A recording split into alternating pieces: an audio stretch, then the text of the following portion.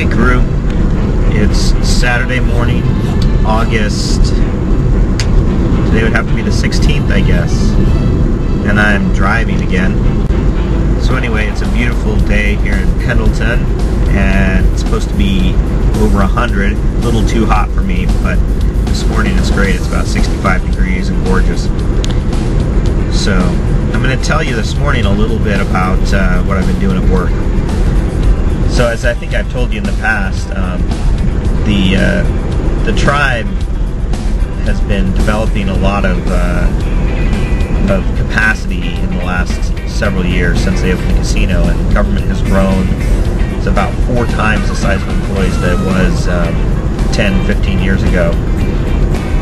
We're kind of going along, and anybody who wants to do something within the organization, just kind of, if they can come up with the funding, if they can, you can write a grant, you can do it pretty much. And it's a really interesting dynamic. It's been a very organic pattern of growth without a lot of leadership. As we've identified information systems that we can develop to help facilitate more systematic governance, as I said, I continually asked our executive director for a clear vision, and basically this last year he said, he's not sure what our vision should be, and so we put together a committee to help develop that vision. And I'm on that committee with a number of other people who are really interesting people. We've got our director of natural resources, who's a good friend of mine, so he's on this committee. Then we've got the woman who is the director of our tribal museum, which has won a number of awards. Actually, she was a finalist for the director of the museum in Washington, D.C. at the Smithsonian for Native Americans. There's another person who's a little bit younger than me who's on this team, and he is incredibly active in the Washat religion, the tribal religion that meets in the Longhouse. And he has a lot of really strong opinions, and he's a really good guy. He wrote me a long email talking about how he thinks that the traditional ways have been lost in a lot of ways, and that most of the tribal members don't recognize them, and they need to be incorporated into this vision. And so I had to write him a long response, and I was trying to be supportive without criticizing his sort of what I saw as sort of a very idealized view of the past of the tribe, where all the leaders were good people and just took care of everybody else and never required anything. And logically that couldn't have been true, but I didn't want to undermine that. So I talked to him about separating the roles that tribal members play in the community and in government.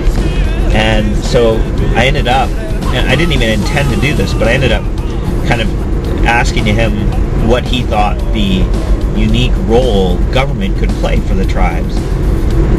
And it led me to think about that in a way that I had never thought about it before. And I was able to, and it's really interesting because I'm having these philosophical discussions with people and arguments with people, and sort of discourses with myself that were the types of things I did in grad school. But in this case, the outcomes are so incredibly grounded in action, in that the director of the tribe, the executive director, is really asking us to put together this statement that will guide the tribe, and he actually understands how a vision statement is supposed to guide you, and wants to use it in that way. So I'm having these philosophical arguments, and like with Marcus, this guy, I'm quoting Marx at him about how you can't destroy the master's house with the master's tools, and trying to, and using that as an argument for separating the functions of the Longhouse from the functions of the government. Because the conclusion that I've kind of come to is that the purpose of tribal government is to defend, maintain, and even expand the sovereignty of the tribes. And in the past, historically, the tribes, when they defended their sovereignty, it was through small war bands, and there was no formal government for the tribes. There was governance, and it was informal. And one of the things the woman who's the director of the museum said is that ideally she'd like to see the tribes be able to get back more towards that informal governance that they had pre-contact. And in order for that to happen, what you could do is you could set up a vision for the government where the government works as a formal contact with other governments and in an attempt to limit the sovereignty of those other governments and carve out a space in the whole realm of sovereignty for the tribes, a space within which tribal members could practice their traditional ways to the degree that they wanted to. The things that tribal leaders reserved in the Treaty of 1855 were the rights to hunt and fish and gather and continue their traditional practices on areas off the reservation. The last thing I wanted to mention about this whole visioning process that we're going through is that tribal government, the mission statement for tribal government in the previous comprehensive plan talked about caring for and providing for tribal members. And a number of people have talked about how they need to shift the focus of tribal government from providing for and sort of paternalistic caring for people to empowering people.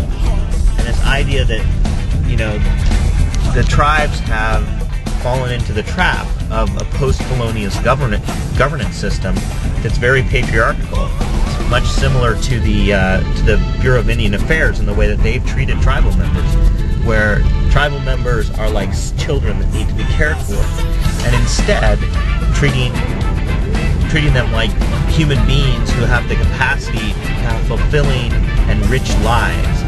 And the interesting thing about that, if you write that into your vision statement, it changes how you think about what you should be doing in tribal government. But it also has the potential to be a very conservative argument, which is really interesting because, you know, the conservatives in the U.S. talk about limiting the role of government, limiting entitlements, but often there isn't that role of empowerment. They talk about using private industry and nonprofits to do things, which is one of the things we're talking about in tribal government. But at the same time, we have to create a, once again, we have to create an area or a space where tribal members have the possibility of succeeding. And the cool thing about all of this, you know, I have no idea what the outcome of this is going to be, but I'm involved, and we have a process now over the next 4 months or so through which we're going to develop this vision statement. But really, the cool thing about all of this is that I'm involved in a committee and in conversations, these theoretical, complex conversations about the purpose of government, what government should do, and the role it should play in the community for the tribes, but also in the larger community and in the context of other governments that are extremely theoretical and extremely important.